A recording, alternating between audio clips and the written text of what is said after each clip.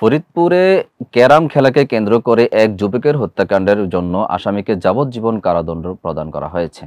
আদালতের রায় অনুযায়ী মামুন শিকদার নামের দণ্ডিত এই যুবক গোপালগঞ্জের মুকসুদপুরের বাসিন্দা।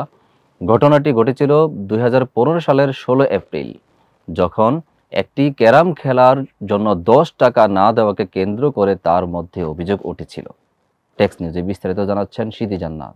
মামুনের বিরুদ্ধে অভিযোগ ছিল যে সে আক্তার ফকিরকে গালিগালাজ করার পর মারধর করে এবং কোমরে থাকা ছুরি দিয়ে তাকে আঘাত করে। সেই সময় আক্তারের আত্মীয় ফারুক ফকির রক্ষা চেষ্টা করলে তাকেও ছুরিকাঘাত করে মামুন। পরে ফারুককে হাসপাতালে নিয়ে যাওয়া হলে কর্তব্যরত চিকিৎসক তাকে মৃত ঘোষণা করেন।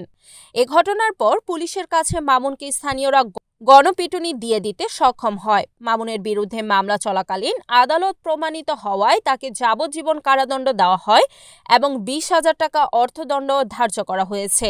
মামুন এখনও পলাতক রয়েছেন এবং আদালতে উপস্থিত ছিলেন না। এটি একটি গুরুত্বপূর্ণ রায় বলে মন্তব্য করেছেন রাষ্ট্রপক্ষের আইনজীবী মোহাম্মদ রকিবুল ইসলাম বিশ্বাস, যা ন্যায় বিচারের প্রতিষ্ঠা করেছে।